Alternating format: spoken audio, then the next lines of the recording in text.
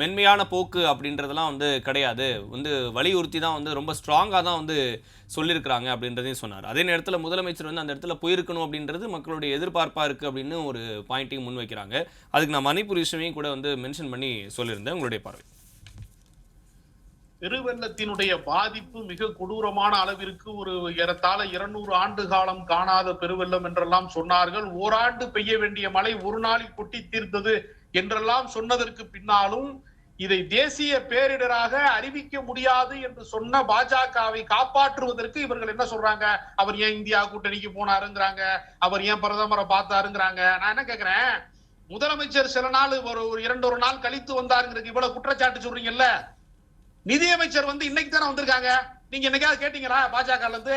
ஏன் நீங்க வந்து பாஜகவை சேர்ந்தவர்கள் வந்து முதல்ல வரலன்னு நீங்க கேட்டீங்களா? கேட்கல.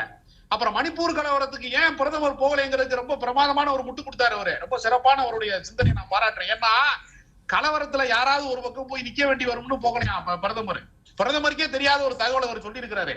உண்மை என்னன்னா பாஜக பற்ற வைத்த கலவரம், அவர்கள் பற்ற வைத்தார்கள், அவர்களால் அணைக்க முடியவில்லை.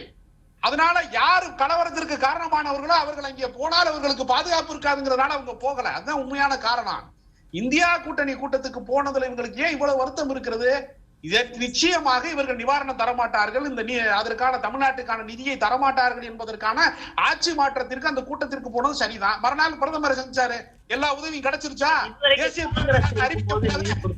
சொன்னாங்க முதல்ல இப்பதானே சொல்லி இருக்காங்க. காங்கிரஸ் ஆட்சியில் இருக்கும்போது நிதி எப்பவாவது கேட்ட நிதியை கொடுத்திருக்காங்களா? ஏங்க இதுவா இந்த பிரச்சனை ஏங்க நான் கேக்குறேன்னா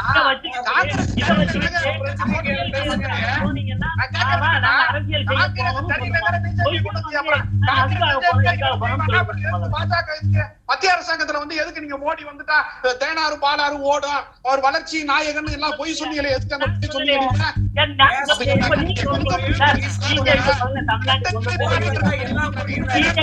அதிவீரமணியன் அவர் பேசிட்டோம், ராஜகம்பீரன் பேசிட்டோம். அமைதியா இருந்தா நீங்க பேசும்போது இல்ல ராஜகம்பீரன் பேசிட்டோம் சார், நான் உங்கள்கிட்ட வரேன். திமுக போய் இஸ்லாமிய விடுதலைக்கு எதிராக போய் கோர்ட்ல சொல்லுச்சுன்னா போய் சொன்னீங்க, அப்ப நான் அமைதியா இருந்தானா இல்லையா? அப்ப என்னுடைய கருத்தை நீங்க பேச விடுங்க. தேசிய பேரிடராக அறிவிக்க முடியாதுன்னு சொல்லி தமிழ் மக்களுக்கு துரோகம் செய்து அதிவீரம் பண்ணி சார் நான் வரேன். அவர் ராஜகம்பீரன் முடிச்சிட்டோம். ராஜகம்பீரன் எந்த புள்ளி விவரத்தின் அடிப்படையில் 1000 ஒரே ஒரு கேள்வி ராஜகம்பீரனுக்கு. புள்ளி விவரம் கேட்டீங்களா? ராஜகம்பீரன் எடப்பாடி பழனிசாமி புள்ளி விவரம் ராஜகம்பீரன் அதாவது ராஜகம்பீரன் ஒரே ஒரு கேள்வி ராஜகம்பீரன் ஒரே ஒரு கேள்வி. 1947க்கு பிறகு தேசிய பேரிடரா அறிவிச்ச ஒரே ஒரு பேரிடர்ல எத்தனை விழுக்காடு பணம் கொடுக்கப்பட்டதுன்னு வில்சன் ஒரு கேள்வி வச்சிருந்தாரு. அதிவீரம் பண்ணின் சரிங்க. வில்சன் ஒரு கேள்வி வச்சிருந்தாரு. அதாவது சுதந்திர இந்தியால தேசிய பேரிடரா அறிவிக்கப்பட்ட ஏதாவது ஒரு காலமேட்டை சொல்லுங்க. சட்டமாக்குனாங்க.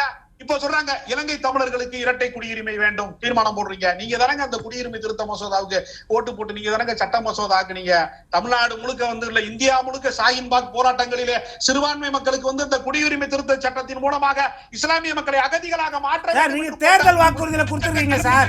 என்ன எல்லாத்தையும் மறந்துட்டு பேசுற ராஜகம்பீரன் சார், உங்க தேர்தல் வாக்குறுதியில இருக்குது. பாஜகவையும் ஒன்றிய அரசாங்கத்தை சார் உங்க தேர்தல் வாக்குறுதியில இருக்குது. ராஜகம்பீரன் நீங்க முட்டு கொடுக்குறீங்களா? அந்த திமுகவின் தேர்தல் வாக்குறுதியில இருக்குது. தங்கத்தினர் அமைச்சர் கிடையாதா? எல்லாரும் போனாங்க. வயதானவரு அப்பாவு சபாநாயகர் அவரும் போனாரு.